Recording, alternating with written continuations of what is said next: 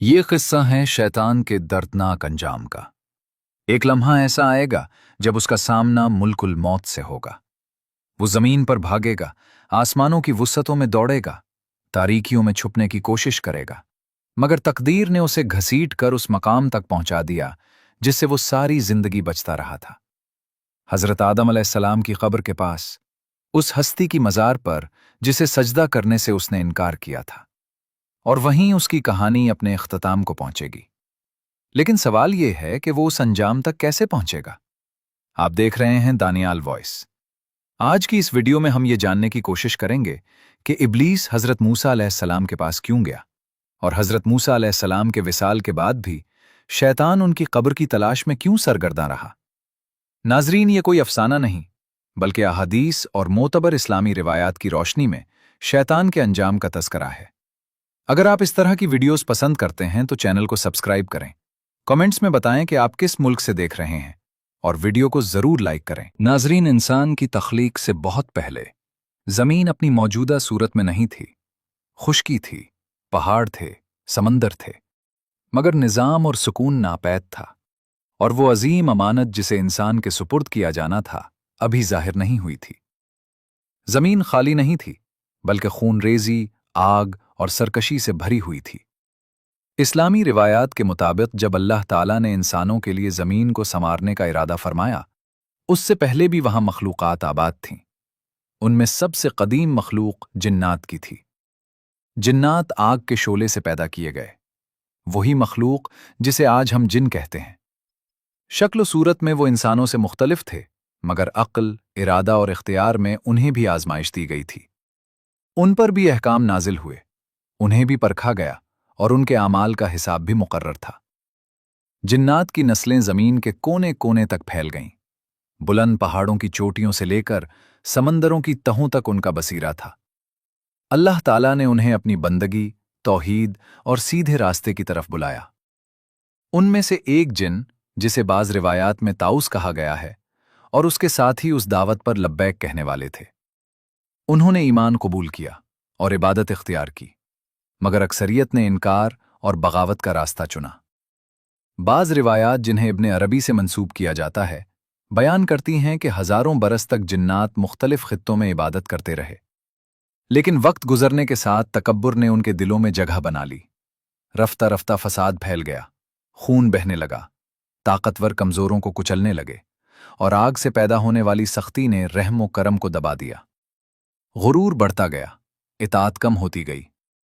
زمین جو ذکر الہی سے آباد ہونی چاہیے تھی، بغاوت کا میدان بن گئی۔ روایات کے مطابق جنات نے آپس میں ہی نہیں، بلکہ زمین کے نظم و توازن کے خلاف بھی بغاوت کی۔ پہاڑوں کو ہلایا گیا، توازن بگڑا، اور تخلیق کی ہم آہنگی متاثر ہوئی۔ اسی لمحے قدرت کا فیصلہ نازل ہوا۔ اللہ تعالیٰ نے آسمانوں سے فرشتوں کا ایک لشکر زمین کی طرف بھیجا، مگر یہ کوئی معمولی مہم نہ تھی، یہ تطہیر تھی، یہ احتساب تھا۔ اس مہم کی قیادت ایک ایسی ہستی کے سپرد تھی جس کا نام اس وقت سب پر ظاہر نہ تھا، مگر آسمانوں میں اس کا مقام بلند تھا، عزازیل۔ وہی عزازیل جو بعد میں ابلیس اور پھر شیطان کے نام سے پہچانا گیا۔ اس زمانے میں ابلیس کا ذکر فرشتوں کے ساتھ کیا جاتا تھا، کیونکہ اس نے طویل عرصے تک اطاعت اور عبادت میں زندگی گزاری تھی۔ وہ سجدہ گزار تھا، علم میں ممتاز تھا، اور اس کام میں وہ کامیاب رہا۔ فرشتوں کے ہمراہ اس نے باغی جنات کا مقابلہ کیا، انہیں شکست دی۔ کچھ کو زمین کے پوشیدہ حصوں میں دھکیل دیا گیا، کچھ سمندروں کی گہرائیوں میں جا چھپے، اور کچھ دور دراز علاقوں میں منتشر کر دیے گئے۔ یوں زمین وقتی طور پر پرسکون ہو گئی، خون ریزی تھم گئی، فساد دب گیا، نظام بحال ہو گیا۔ لیکن اصل خطرہ یہیں سے شروع ہوا، کیونکہ اس کامیابی نے ابلیس کے دل میں ایک خاموش بیج بو دیا۔ ایسا بیج جسے کسی نے نہ دیکھا، مگر اللہ تعالیٰ جانتا تھا۔ تکبر کا بیج۔ ابلیس خود کو محض ایک فرما بردار بندہ نہیں سمجھتا تھا۔ اس کے دل میں خیالات ابھرنے لگے، اگرچہ زبان پر نہ آئے تھے، مگر جڑ پکڑ رہے تھے۔ میں نے کامیابی حاصل کی، میں نے زمین کو پاک کیا، میں برتر ہوں۔ ظاہری اطاعت باقی تھی، مگر اخلاص میں دراڑ پڑ چکی تھی۔ یہی وجہ ہے کہ انسان کی تخلیق کوئی اتفاقی واقعہ نہ تھی۔ इंसान उस बिगड़े हुए तवाज़ुन का जवाब बनकर आने वाला था। जब अल्लाह ताला ने ज़मीन पर एक नए खलीफा की तख्लीक का इरादा फरमाया तो फरिश्तों ने अर्ज़ किया, क्या तू ऐसी मखलूक पैदा करेगा जो वहां फसाद करे और खून बहाए? ये सवाल जिन्नात के माजी की याद से पैदा हुआ था, क्योंकि ज़मीन पहले भी ये मंजर देख चुकी थी और भारी कीमत अदा कर चुकी थी। अल्लाह ताला ने सिर्फ इतना फरमाया, मैं वो जानता हूं जो तुम नहीं जानते। इस जवाब में इंसान के राज भी पोशीदा थे और इब्लीस के लिए एक छुपा हुआ हिसाब भी, क्योंकि इंसान की पैदाइश से पहले ही आजमाइश का आगाज हो चुका था। इब्लीस के दिल में पलने वाला गुरूर अभी जाहिर न हुआ था, मगर वो ऐसे रास्ते पर चल निकला था जहां वापसी मुमकिन ना थी। जिन्नात की बगावत का बाब बंद हो चुका था, लेकिन उनकी छोड़ी हुई मीरास, सरकशी, तकब्बुर और बर्तरी का दावा एक और दिल में जिंदा था, और बहुत जल्द यही तकब्बुर पहली बार खुलकर बोलने वाला था। जमीन को संवारा जाना था, मिट्टी को शक्ल दी जानी थी, रूह फूंकी जानी थी और फिर सजदे का हुक्म सादिर होना था। मगर उस लम्हे से पहले यह समझना जरूरी है कि इब्लीस कौन था और वो इस मकाम तक कैसे पहुंचा, क्योंकि यह किस्सा सिर्फ शैतान की कहानी नहीं बल्कि इंसानियत की तारीख भी है। इब्लीस की दास्तान अचानक शुरू होने वाली बगावत की कहानी नहीं, जैसा कि अक्सर लोग समझते हैं। इब्तिदा में वो न मरदूद था, न मलून, न तारीकी की अलामत, बल्कि एक तवील अरसे तक वो इताअत और इबादत की मिसाल समझा जाता था। आसमानों में उसका नाम इज्जत के साथ लिया जाता था। इस्लामी रिवायात के मुताबिक इब्लीस जिन्नात में से था, मगर आम जिन नहीं था। इल्म, इबादत और मुनज़्ज़म बंदगी ने उसे मुमताज़ बना दिया था। बाज़ रवायात में बयान हुआ है कि उसने हज़ारों बरस इबादत में गुजारे। ये मामूली इबादत न थी, बल्कि तवील सजदे, मुसलसल जिक्र और ज़मीन व आसमान में अल्लाह ताला के नाम की तस्बीह से भरपूर ज़माने थे। कहा जाता है कि उसने कोई जगह ऐसी न छोड़ी जहां उसने सजदा न किया हो। सातों आसमानों की मनाजिल तय की और हर दर्जे में अलग इबादत की, मगर इसी इबादत के अंदर एक पोशीदा खराबी पुल रही थी। इबादत मौजूद थी, मगर आजिज़ी कमज़ोर पड़ रही थी। इताअत थी, मगर खुदपसंदी खामोशी से बढ़ रही थी। वक्त गुजरने के साथ वो सिर्फ इबादत गुजार न रहा, बल्कि सिखाने वाला बन गया। रिवायात में है कि बाज़ फरिश्तों ने भी उससे आदाब इबादत सीखे। उसके इल्म की तारीफ होती, उसकी दानाई का एहतराम किया जाता, और यही वो नाजुक मोड़ था जहां एक खतरनाक मगर गैर महसूस हद पार हो गई। दिल की गहराई में एक ख्याल ने जन्म लिया, मैं आम नहीं हूं, मेरा मकाम जुदा है, मैं उसका मुस्तहिक हूं।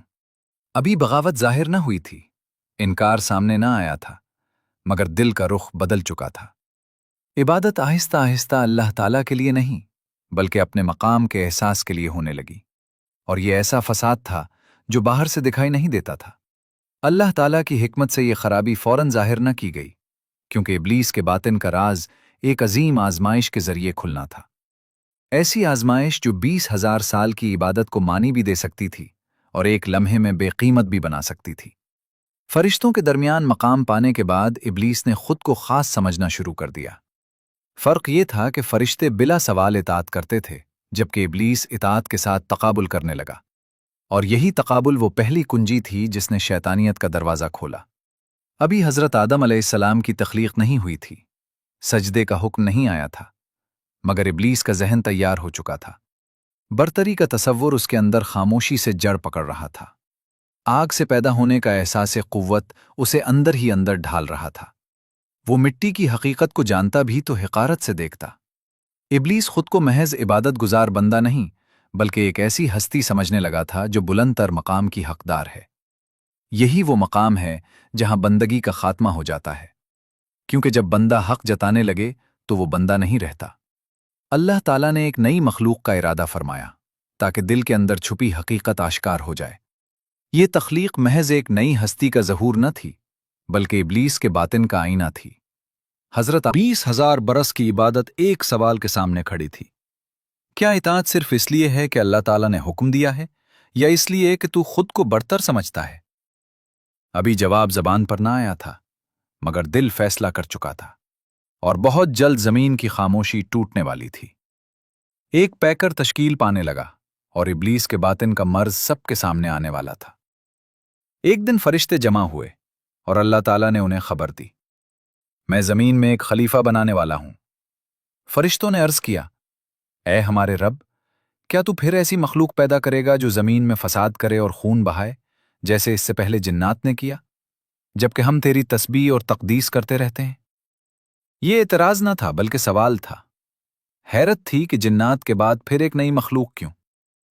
جواب مختصر مگر گہرا تھا، میں وہ جانتا ہوں جو تم نہیں جانتے۔ پھر حکم ہوا کہ زمین کے ہر حصے سے مٹی لی جائے، سرخ، سیاہ، سفید، زرد، ہر رنگ اور ہر ساخت کی مٹی جمع کی گئی، اور اسی سے ایک جسم تیار کیا گیا، انسان کا جسم۔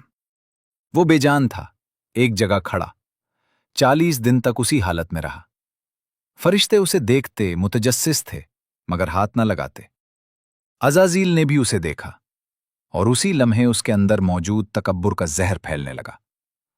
وہ آدم علیہ السلام کے جسم کے قریب آیا، اس کے گرد چکر لگایا، منہ کے راستے داخل ہوا اور ناک سے نکل آیا، کان سے اندر جا کر آنکھوں سے جھانکا۔ اندر خلا تھا، صرف مٹی۔ اس نے آہستہ آواز میں کہا، تو کچھ بھی نہیں، محض مٹی ہے۔ میں آگ سے ہوں، میں نے فرشتوں کو سکھایا، میں 7 آسمانوں تک پہنچا، جنت میں داخل ہوا، زمین پر میرا اختیار تھا۔ پھر اس نے بڑبڑاتے ہوئے کہا، اگر مجھے تجھ پر مسلط کیا گیا تو بچ نہ سکے گا۔ راتیں گزرتی رہیں، اور ہر رات وہ آتا، آدم کے گرد گھومتا، حقارت سے دیکھتا، دھمکیاں دیتا۔ ابھی روح نہ پھونکی گئی تھی، نہ حرکت تھی، نہ کلام، مگر ابلیس کے باطن میں طوفان اٹھ چکا تھا، کیونکہ پہلی بار وہ ایسی مخلوق کے سامنے کھڑا تھا جس میں وہ خود مرکز نہ تھا۔ اس انتظار کے دوران ابلیس کا ذہن مسلسل حرکت میں رہا۔ وہ موازنہ کرتا رہا، آگ کے بارے میں سوچتا، مٹی کے بارے میں غور کرتا۔ اس نے خود ہی نتیجہ نکال لیا کہ آگ اوپر اٹھتی ہے۔ فرشتے ایسے نہ تھے، وہ انتظار کرتے، سوال نہ کرتے، موازنہ نہ کرتے، مگر ابلیس نے اپنا پیمانہ خود بنا لیا تھا۔ اسی لیے روح پھونکے جانے سے پہلے کا زمانہ نہایت حساس تھا، کیونکہ بغاوت اس کے اندر پختہ ہو چکی تھی، اگرچہ ظاہر نہ ہوئی تھی۔ واپسی کا راستہ اب باقی نہ رہا تھا۔ پھر وہ لمحہ آیا جسے تقدیر نے مقرر کر رکھا تھا۔ اللہ تعالیٰ نے روح پھونکی، آدم علیہ السلام زندہ ہو گئے، آنکھیں کھلیں، زندگی نے آغاز کیا، اور وہ حکم جو آسمانوں میں گونجنے والا تھا اب ٹلنے والا نہ تھا۔ مگر ابلیس کے لیے یہ سجدے کا لمحہ نہ تھا، بلکہ جدائی کا لمحہ تھا، کیونکہ جو حقارت اس نے بے جان جسم کو دیکھ کر دل میں بسائی تھی، وہ اب زندگی ملنے کے بعد کھلی بغاوت میں بدلنے والی تھی، اور ایک ہی حکم ہزاروں برس کی عبادت کو ایک جملے میں مٹا دینے والا تھا۔ جب روح داخل کی گئی تو آدم علیہ السلام محض ایک پیکر نہ رہے، انہیں زندگی دی گئی، علم عطا کیا گیا، اسماء سکھائے گئے۔ پھر حکم صادر ہوا۔ یہ حکم کسی مخلوق کی عبادت کے لیے نہ تھا، بلکہ بندگی کی حد مقرر کرنے کے لیے تھا۔ آدم کو سجدہ کرو۔ فرشتوں نے نہ تاخیر کی، نہ سوال کیا، نہ تقابل کیا، حکم سنا اور فوراً سجدے میں گر گئے۔ ان کے لیے معیار واضح تھا، جہاں حکم ہو وہاں اطاعت ہوتی ہے۔ مگر سجدہ کرنے والوں میں ایک کھڑا رہا، ابلیس۔ یہ نہ بھول تھی، نہ لمحاتی تذبذب، بلکہ برسوں سے چھپا تکبر اس گھڑی زبان بن گیا۔ اللہ تعالیٰ نے پوچھا، جب میں نے حکم دیا تو تجھے کس چیز نے روکا کہ تو سجدہ نہ کرے؟ یہ سوال علم حاصل کرنے کے لیے نہ تھا، بلکہ حقیقت ظاہر کرنے کے لیے تھا۔ ابلیس نے جواب دیا، اور اس کا جواب تاریخ کا پہلا باقاعدہ فلسفیانہ دعویٰ تھا۔ اس نے اپنی عقل کو وحی پر مقدم کیا اور کہا، میں اس سے بہتر ہوں، تو نے مجھے آگ سے پیدا کیا اور اسے مٹی سے بنایا۔ اس جملے کے ساتھ میزان بدل گیا۔ اب اللہ کا حکم فیصلہ کن نہ رہا، بلکہ ابلیس کا موازنہ معیار بن گیا۔ آگ اور مٹی کا تقابل محض مادی فرق نہ تھا، بلکہ میں برتر ہوں کے خیال کا اظہار تھا۔ ابلیس نے صرف سجدہ سے انکار نہیں کیا، بلکہ بندگی کو رد کر دیا، اور اس کی قیمت سخت تھی۔ فرمایا گیا، نکل جا یہاں سے، تو راندہ درگاہ ہے، تجھ پر میری لعنت ہے۔ ابلیس فرشتوں کی صف سے خارج ہو گیا، مگر کہانی یہاں ختم نہ ہوئی۔ اس نے ہلاکت نہیں مانگی، بلکہ مہلت طلب کی۔ مجھے قیامت کے دن تک مہلت دے دے۔ یہ مہلت دی گئی کیونکہ آزمائش جاری رہنی تھی، صرف ابلیس کے لیے نہیں، बल्कि इंसान के लिए भी। उसने ऐलान किया कि वो इंसान पर बराह रास्त हमला नहीं करेगा, बल्कि अतराफ से वार करेगा, खुली बगावत से नहीं बल्कि खामोश इन्हिराफ से, सिर्फ गुनाह से नहीं बल्कि उज़ुर तराशी से, वाज़े मुमानियत से नहीं बल्कि जवाज घड़कर। और पहला मैदान पहले ही तय हो चुका था, जन्नत। हजरत आदम अलैहिस्सलाम और हजरत हव्वा अलैहिस्सलाम जन्नत में थे। सिर्फ एक ममानियत थी और वो साफ अल्फाज में बयान कर दी गई थी, मगर इब्लीस ने कभी भी बराह रास्त हराम काम की दावत नहीं दी। उसने हमेशा की तरह हकीकत को तोड़ मरोड़ कर पेश किया। रिवायात में आता है कि वो सांप के जरिए जन्नत में दाखिल हुआ, खुले दुश्मन की तरह नहीं बल्कि खैरखा बनकर, मुशीर बनकर, हमदर्द बनकर। उसने कसम खाई, मैं तुम्हारा सच्चा खैरखा हूं। जब उसने ममनुआ दरख्त का जिक्र किया तो उसे खतरा नहीं बल्कि मौका बनाकर पेश किया। उसने कहा, तुम्हारे रब ने तुम्हें इस दरख्त से सिर्फ इसलिए रोका है कि कहीं तुम फरिश्ते ना बन जाओ या हमेशा जिंदा ना रहो। यह हकीकत के बरक्स बात थी, मगर दिलकश थी, क्योंकि इब्लीस इंसान की कमजोरी जानता था, हमेशा जिंदा रहने की ख्वाहिश और बरतरी की तमन्ना। फिर वो लम्हा आया जब आदम और हव्वा ने उस दरख्त से खा लिया। उस घड़ी सिर्फ एक हुक्म न टूटा बल्कि एक नई कैफियत जाहिर हुई। अरियानी का शऊर पैदा हुआ, हया का एहसास जागा, अपने आप को ढांपने की फिक्र पैदा हुई, क्योंकि गुनाह पहले इंसान के बातिन को बेनकाब करता है और फिर जाहिर को। जन्नत की फजा बदल गई, पहला जाल बीत चुका था, पहली लग़ज़िश हो चुकी थी, मगर जिसे इब्लीस फतह समझ रहा था वो दरअसल इंसान और शैतान के दरमियान तवील मार्के की इब्तिदा थी, क्योंकि इंसान के लिए तौबा का दरवाजा खुला था, इब्लीस के लिए नहीं। सजदे से इनकार के साथ जो जुदाई शुरू हुई थी वो जन्नत की पहली लग़ज़िश से और गहरी हो गई और ज़मीन पर एक तवील, तारीक और सब्र आज़मा जंग का आगाज हो गया। इब्लीस के लिए जन्नत के दरवाजे बंद हो चुके थे, वो बारगाहे इलाही से निकाल दिया गया था। मगर सबसे बड़ा अजाब ये न था, असल अजाब वो पछतावा था जो उसके अंदर जलता रहता था और कभी बुझता न था, क्योंकि वो जानता था कि उसकी खता लाइल्मी से नहीं थी। हुक्म वाज़े था, हक रोशन था, नाकाम उसकी अकल नहीं बल्कि उसका तकब्बुर हुआ था। ज़माने गुजरते रहें, नस्लें बदलती रहीं, अंबिया अलैहिमुस्सलाम आते रहें, तंबीह करते रहें, हिदायत देते रहें। जब इंसान तौबा करते तो माफ हो जाते। हज़रत मूसा अलैहिस्सलाम ने फरमाया, हाँ। इब्लीस ने कहा, तू अपने रब से अर्ज कीजिए कि उसकी एक मखलूक चाहती है कि उसकी तौबा कबूल कर ली जाए। उसने अपना नाम ना लिया, मगर मकसद वाज़ेह था। हज़रत मूसा अलैहिस्सलाम ने वही का इंतजार किया और जवाब आया, ए मूसा, उससे कह दो कि मैं तेरी खातिर उसकी दरखास्त कबूल करता हूं, बशर्ते कि वो आदम की कब्र पर जाकर सजदा करे। ये रहमत का दरवाज़ा था, मगर साथ ही आखिरी आजमाइश भी। जब हज़रत मूसा अलैहिस्सलाम ने यह पैगाम इब्लीस को पहुंचाया तो उसके अंदर का पुराना मर्ज फौरन जाग उठा। उसका चेहरा बदल गया, गुस्सा भड़क उठा और उसने कहा, मैंने आदम को उस वक्त सजदा ना किया जब वो जिंदा थे, क्या अब उनके मरने के बाद सजदा करूंगा? इस जुमले ने वाज़ेह कर दिया कि उसकी तौबा सच्ची ना थी, क्योंकि सच्ची तौबा शर्त नहीं लगाती, सच्ची तौबा में अन्ना नहीं होती। मगर इब्लीस अब भी खुद को दुरुस्त समझता था। रिवायात के मुताबिक इस इनकार के बाद उसका अजाब और सख्त कर दिया गया।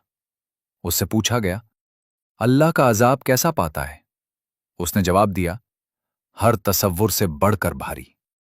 फिर एक और पेशकश हुई, आदम जन्नत में जिंदा हैं, उनके पास जा, सजदा कर, माफी मांग, बख्श दिया जाएगा। मगर उसने फिर इनकार कर दिया। इस जिद ने उसके अजाब को और बढ़ा दिया। बाज रिवायात में आता है कि उसका अजाब जहन्नम में दूसरों के मुकाबले में कई गुना ज्यादा कर दिया गया और हर तवील अरसे के बाद उसे निकालकर आदम के सामने लाया जाता, सजदे का हुक्म दिया जाता, मगर हर बार वही तकब्बुर, वही इनकार, वही सुकूत। इब्लीस के लिए वापसी का दरवाजा बंद हो चुका था। वक्त गुजरता रहा, हजरत मूसा अलैहिस्सलाम का विसाल हो गया और यहां से कहानी मजीद हौलनाक रुख इख्तियार करती है। रिवायात के मुताबिक उनकी वफात के बाद इब्लीस उनकी कब्र की तलाश में निकला, क्योंकि हजरत मूसा अलैहिस्सलाम कलीमुल्लाह थे اور ہمیشہ کی طرح ابلیس نے پھر وہی غلطی کی۔ اس نے تقدس کو غلط جگہ تلاش کیا، مگر حضرت موسیٰ علیہ السلام کی قبر پوشیدہ رکھی گئی۔ اللہ تعالیٰ نے حضرت موسیٰ علیہ السلام کی قبر کا مقام لوگوں سے مخفی رکھا، کیونکہ قبریں ابلیس کے پسندیدہ جالوں میں سے ایک ہیں۔ وہ انہیں سجدے سے ہٹانے اور توحید سے دور کرنے کا نہایت باریک ذریعہ بناتا ہے۔ ابلیس اس راز کو جانتا تھا، اسی لیے وہ تلاش میں نکلا، مگر ناکام رہا۔ یہاں ایک دردناک حقیقت سامنے آتی ہے۔ اگرچہ وہ توبہ کا خواہش مند دکھائی دیا، مگر جب تک اس نے توحید کو دل سے قبول نہ کیا، اس کے لیے کوئی دروازہ نہ کھلا۔ اس کا مسئلہ محض گناہ نہ تھا۔ اس حصے کا سبق واضح ہے۔ اللہ تعالیٰ کی رحمت بے حد ہے، مگر تکبر سے بند دل اس کے قریب بھی نہیں پہنچ سکتا، کیونکہ سجدہ صرف پیشانی زمین پر رکھنے کا نام نہیں، بلکہ اپنی انا کو مٹی میں ملانے کا نام ہے۔ جب آخری وقت قریب آیا اور بھاگنے کی کوئی راہ باقی نہ رہی، تو پہلی بار ابلیس نے خود کو گھرا ہوا محسوس کیا۔ صدیوں تک وہ انسانوں کو بہلاتا رہا، دھوکہ دیتا رہا، کہتا رہا، ابھی وقت ہے، بعد میں توبہ کر لینا، موت دور ہے۔ مگر اب وہ خود اس حقیقت کے سامنے تھا جس سے دوسروں کو غافل کرتا رہا۔ اس بار اس کا سامنا انسان سے نہیں، بلکہ ملک الموت حضرت اسرائیل علیہ السلام سے تھا۔ روایات میں آتا ہے کہ اللہ تعالیٰ نے حضرت اسرائیل علیہ السلام کو حکم دیا کہ شیطان کی روح قبض کرے۔ موت کا مطلب حساب تھا، اور یہی وہ مرحلہ تھا جس سے وہ سب سے زیادہ خوفزدہ تھا۔ اس لیے اس نے آخری مرتبہ اپنی ساری چالیں، فریب اور طاقت آزمانے کی کوشش کی تاکہ اس گرفت سے بچ نکلے۔ یہ کوئی عام تعاقب نہ تھا، بلکہ ایسا منظر تھا جسے زمین و آسمان دیکھ رہے تھے۔ حضرت اسرائیل علیہ السلام کا تعاقب شروع ہوا اور شیطان زمین پر ایسی رفتار سے بھاگا جس تک ہوا بھی نہ پہنچ سکے، مگر تعاقب قدم بقدم جاری رہا۔ وہ پہاڑوں کی ڈھلوانوں کی طرف دوڑا جہاں انسانی قدم نہ پہنچے تھے، گھنے جنگلات میں چھپا، ویران صحراؤں میں بھٹکا، مگر ہر بار حضرت اسرائیل علیہ السلام کی نگاہ اس پر رہی اور فاصلہ کم ہوتا گیا۔ جب اسے یقین ہو گیا کہ زمین پر کوئی پناہ باقی نہیں، تو وہ زمین کی تہوں میں اتر گیا۔ اندھیری اور سرد گہرائیوں میں چشمے کی کوشش کی، مگر زیر زمین کی تاریکی بھی اسے محفوظ نہ رکھ سکی۔ زمین کبھی اس کی پناہ نہ بنی تھی۔ وہ مٹی کو ویسے بھی ناپسند کرتا تھا کیونکہ اسے آدم علیہ السلام کی یاد دلاتی تھی، اور تعاقب بدستور جاری تھا۔ مایوسی میں وہ دوبارہ زمین سے نکلا اور آسمان کی طرف بلند ہونے لگا۔ بادلوں میں پناہ ڈھونڈی، مگر فضاؤں کی گہرائیوں میں بھی حضرت اسرائیل علیہ السلام کی موجودگی کا احساس اس کے ساتھ رہا۔ ہر بار جب وہ چھپنے کی کوشش کرتا، تعاقب اس کے پیچھے ہوتا۔ آسمانوں کی یہ سنسنی خیز دوڑ اس کے خوف کو اور بڑھاتی گئی۔ جب کہیں بھی ٹھکانہ نہ ملا تو گھبرا کر پھر زمین کی طرف لوٹا۔ اب اسے سمت کا بھی علم نہ رہا۔ دہشت میں ہر رکاوٹ کو پار کرتا بھاگتا رہا۔ امید ٹوٹنے ہی والی تھی کہ ایک آخری خیال اس کے ذہن میں آیا۔ وہ بارگاہ رب العالمین میں حاضر ہوئے اور عرض کیا، اے میرے رب، وہ نظروں سے اوجھل ہو گیا ہے، اب کیا حکم ہے؟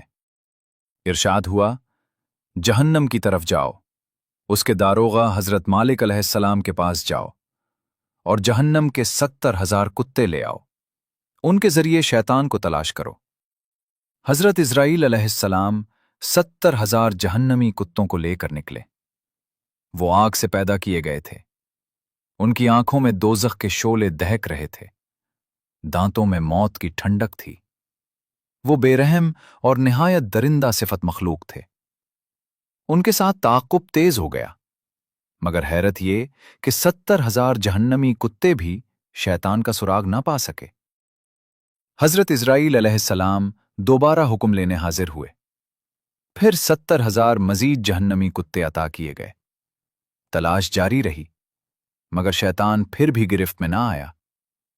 تیسری بار حکم ہوا اور مزید 70,000 جہنمی کتے دیے گئے۔ اب تعاقب شدید ہو چکا تھا۔ جب شیطان نے پیچھے سے کتوں کی غراہٹ اور حضرت اسرائیل علیہ السلام کی ہیبت ناک موجودگی محسوس کی، تو وہ اندھا دھند بھاگتا رہا، یہاں تک کہ ایک سنسان اور ویران مقام پر جا گرا۔ وہ زمین کا ایک عام سا ٹکڑا دکھائی دیتا تھا۔ تھکن سے چور ہو کر وہ زمین پر ڈھیر ہو گیا، یہ سمجھتے ہوئے کہ اب دوڑنے کا کوئی فائدہ نہیں۔ مگر حقیقت یہ تھی کہ اس مقام تک اس کا پہنچنا اتفاق نہ تھا۔ اس سنسان زمین کے نیچے ایک راز چھپا تھا، ایک ایسی حقیقت جس سے وہ بے خبر تھا۔ خاموشی اور تاریکی میں لیٹا وہ فرار کی راہیں سوچ رہا تھا، مگر اسے معلوم نہ تھا کہ وہ کس مقدس مقام پر آ گرا ہے۔ آسمان و زمین اس لمحے تقدیر کے گواہ تھے۔ حضرت اسرائیل علیہ السلام قریب آئے۔ شیطان سمجھ چکا تھا کہ اب نہ طاقت باقی ہے نہ پناہ۔ حضرت اسرائیل علیہ السلام نے آخری قدم بڑھایا۔ شیطان خوف سے کانپ رہا تھا، بھاگنے کی قوت بھی نہ رہی تھی۔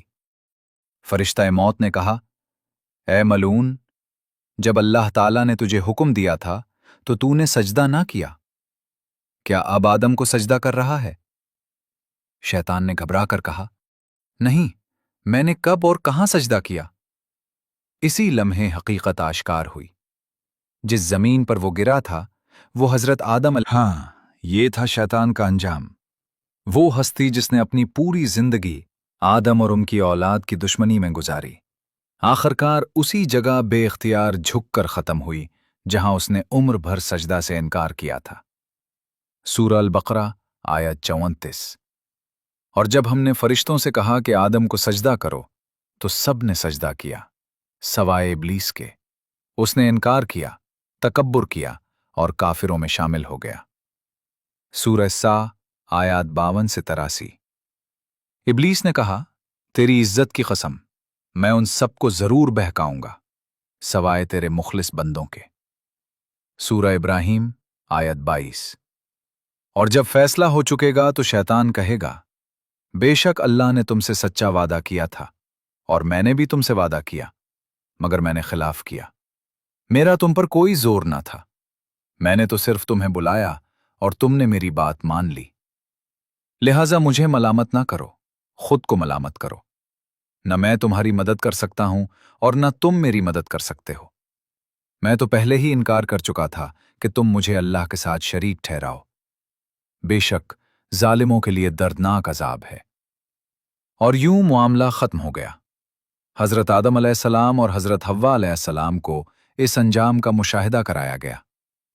یہ انتقام نہ تھا بلکہ سبق تھا، کیونکہ اللہ تعالیٰ حقیقت دکھانا چاہتے تھے کہ جو تکبر کو تھامے رکھتا ہے وہ بالآخر ہار جاتا ہے، جو سجدے سے بھاگتا ہے وہ ایک دن مغلوب ہو کر رہتا ہے۔ ابلیس نے پوری زندگی آدم علیہ السلام سے دشمنی میں گزاری، مگر اس کی آخری سانس آدم علیہ السلام کی قبر پر نکلی۔ جس سجدے سے وہ بھاگتا رہا وہی سجدہ آخرکار اس تک پہنچ گیا۔ اس واقعے میں ہمارے لیے پیغام ہے کہ شیطان چاہے کتنا ہی طاقتور دکھائی دے، موت کے سامنے بے بس ہے، اور عدل الہی کبھی کبھی خاموشی کے ذریعے سب سے بھاری فیصلہ سناتا ہے۔ اب دنیا میں شیطان کا نظام کیا ہے؟ جب سے ابلیس راندہ درگاہ ہوا، اس نے ایک ہی ہدف مقرر کیا، انسان کو گمراہ کرنا۔ مگر کیسے؟ وہ فرشتوں کی طرح قادر نہیں۔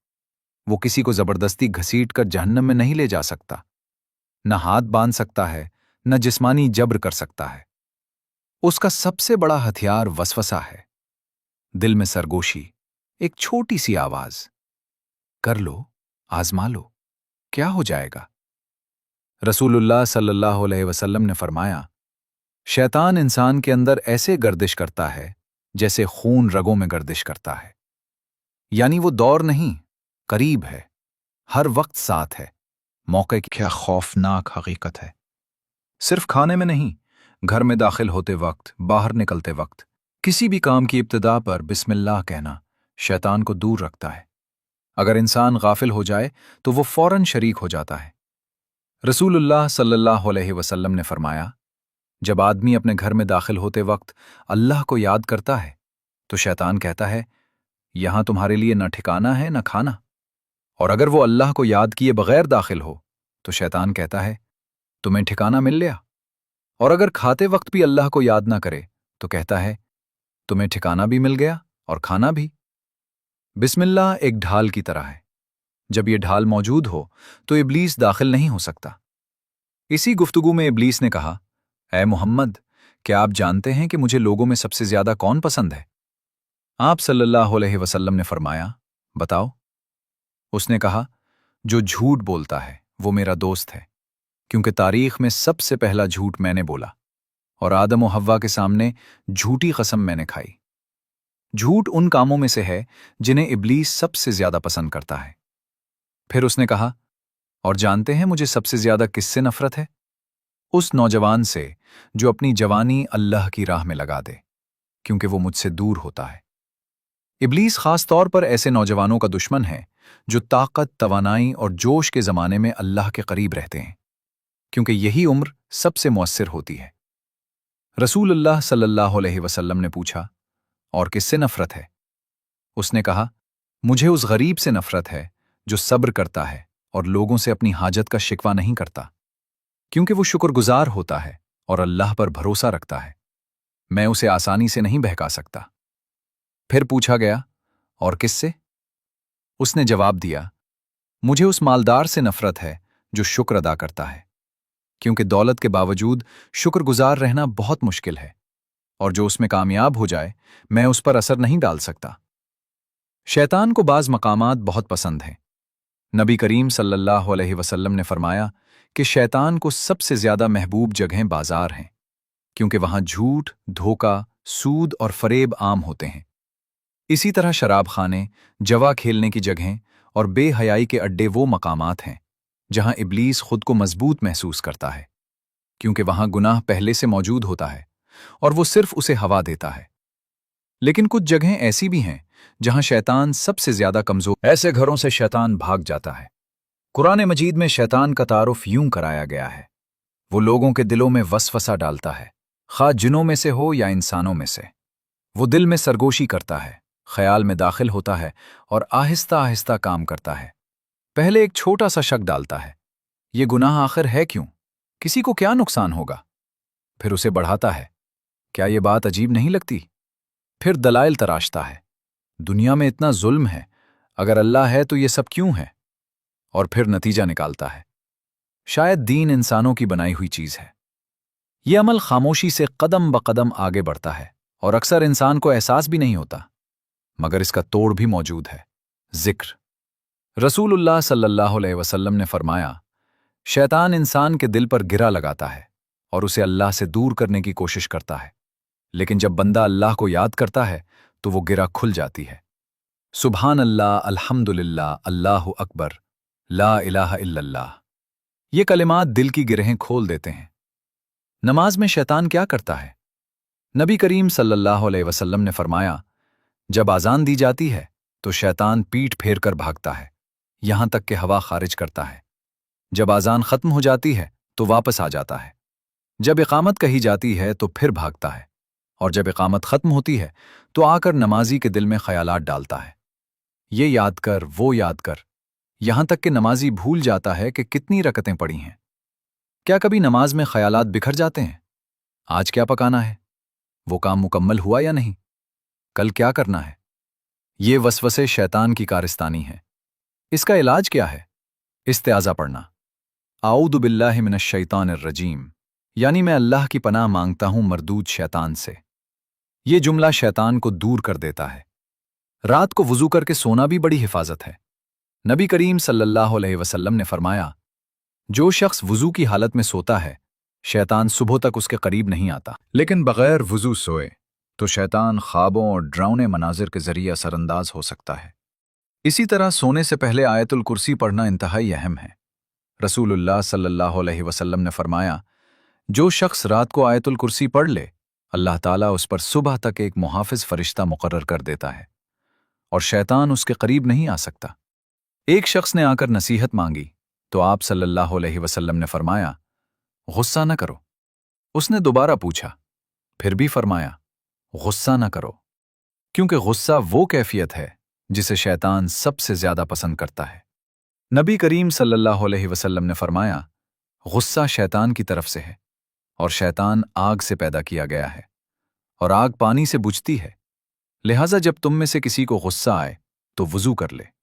जब गुस्सा आए तो अगर खड़े हो तो बैठ जाओ, वुजू करो, इस्तिआज़ा पढ़ो, खामोश रहो और इंतजार करो। तलाक़ें, लड़ाइयाँ, कत्ल, अक्सर उन सब की जड़ गुस्सा होता है। اور शैतान इसी से फायदा उठाता है। वसवसा और ईमान का ताल्लुक भी समझ लीजिए। बाज़ औक़ात ऐसे बुरे ख्यालात आते हैं कि इंसान उन्हें ज़बान पर लाने से भी शर्माता है, जैसे क्या वाकई अल्लाह मौजूद है, या क्या अंबिया सच्चे थे। सहाबाए कराम रज़ी अल्लाह अन्हुम ने अर्ज़ किया, या रसूल अल्लाह, हमारे दिलों में ऐसे ख्यालात आते हैं कि अगर हम उन्हें बयान करें तो जलकर राख हो जाएं। आप सल्लल्लाहु अलैहि वसल्लम मुस्कुराए और फरमाया, अल्हम्दुलिल्लाह कि अल्लाह ने शैतान की चाल को वसवसे तक महदूद कर दिया। यानी वसवसा आना ईमान की अलामत है, क्योंकि शैतान वसवसा उन्हें देता है जो ईमान रखते हैं। जो पहले ही इनकार कर चुके हों, उन पर वसवसा करने की जरूरत नहीं। फिर क्या करना चाहिए? नबी करीम सल्लल्लाहु अलैहि वसल्लम ने फरमाया, अल्लाह की पनाह मांगो और उन ख्यालात को छोड़ दो, यानी सोच को वहीं काट दो, आगे ना बढ़ाओ। शैतान का तरीका यही है, आहिस्ता, खामोशी से, सब्र के साथ कदम बकदम बहकाना। मगर हिफाजत के दरवाजे भी खुले हैं। शर्त यह है कि इंसान बेदार रहे। अब वक्त आ गया है कि हम उन रास्तों को सीखें जो हमें शैतान से बचाते हैं। इब्लीस ताकतवर जरूर है, मगर बेहद नहीं।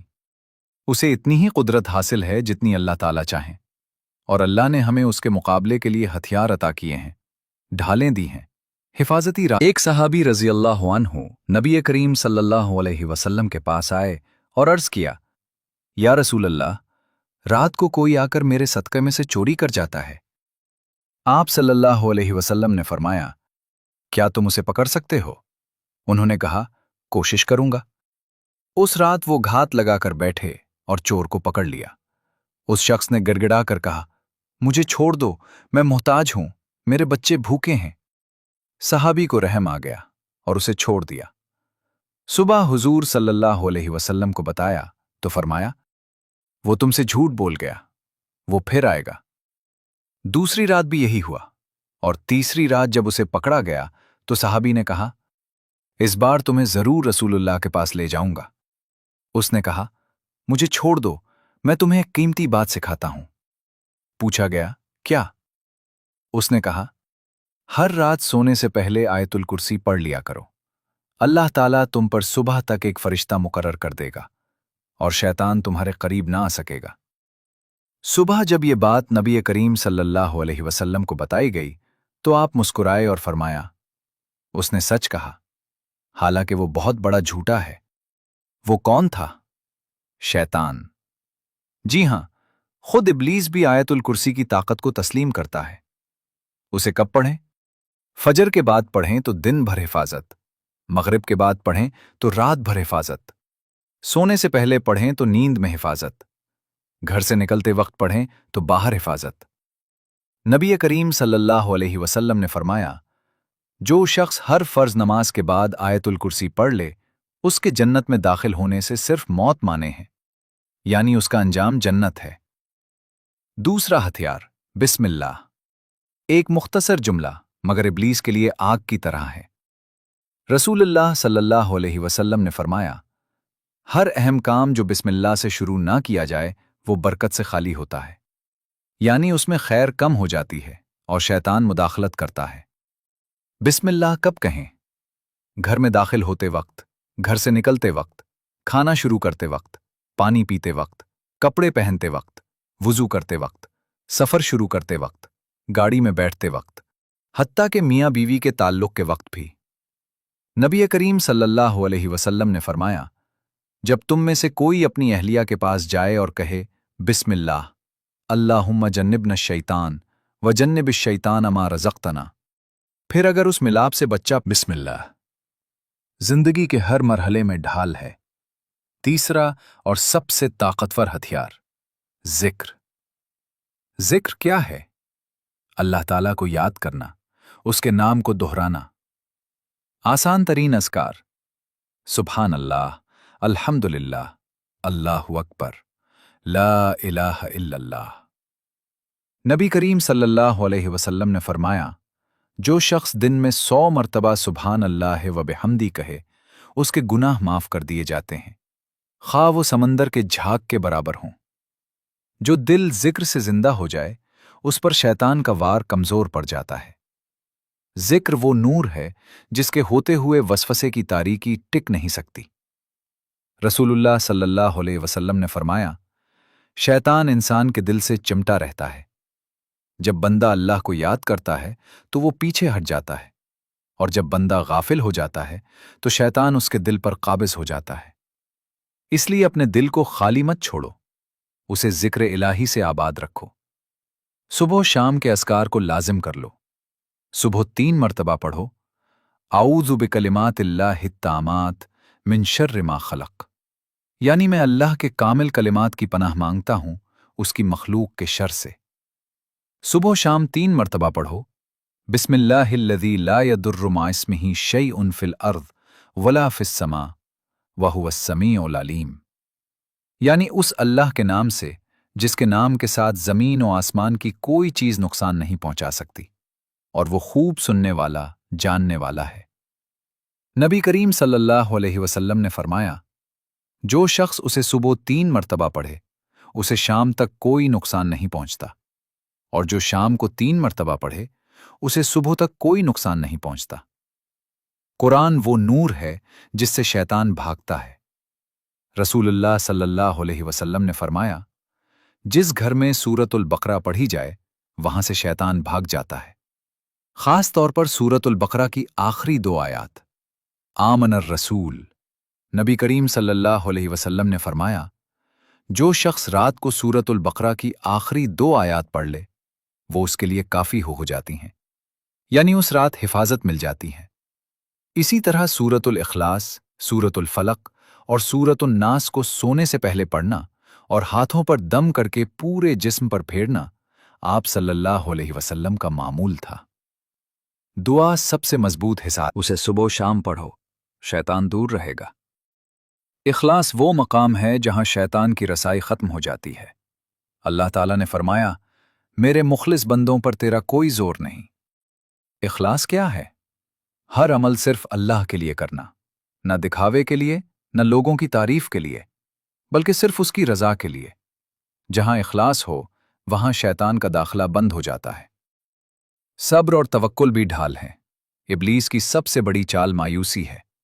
वो कहता है, तेरा गुनाह बहुत बड़ा है, तू खत्म हो चुका है, अल्लाह तुझे माफ नहीं करेगा, अब तू जहन्नुम वालों में से है, गुनाह करता रहे। मगर अल्लाह ताला फरमाते हैं, ऐ मेरे बंदो, जिन्होंने अपनी जानों पर जुल्म किया है, अल्लाह की रहमत से नाउमीद न हो, बेशक अल्लाह तमाम गुनाह माफ कर देता है। गुनाह कितना ही बड़ा क्यों ना हो, दरवाज़ा तौबा खुला है।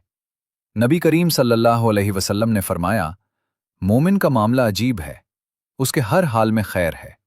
अगर खुशी मिले तो शुक्र करता है, वो उसके लिए बेहतर है, और अगर तकलीफ आए तो सब्र करता है, वो भी उसके लिए बेहतर है।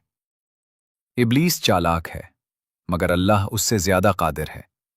इब्लीस करीब है, मगर अल्लाह ताला उससे भी ज्यादा करीब है।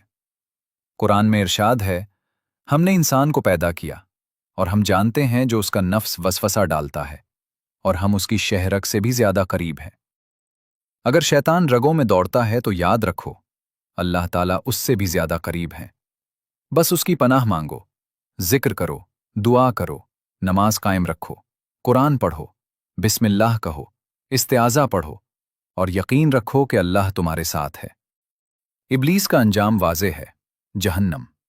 तुम्हारा अंजाम भी वाज़े हो सकता है, जन्नत। फैसला तुम्हारे हाथ में है। इंसान अल्लाह की खास तख्लीक है। हम फरिश्तों और हैवानों के दरमियान पैदा किए गए हैं। चाहें तो फरिश्तों से बुलंद हो जाएं, और अगर शैतान के पीछे चलें तो हैवानों से भी नीचे गिर जाएं। इंतखाब हमारा है। जैसा कि अहले इल्म ने कहा, कभी फरिश्ते इंसान के हाल पर रश करते हैं और कभी शैतान भी इंसान के ज़वाल पर हैरान रह जाता है।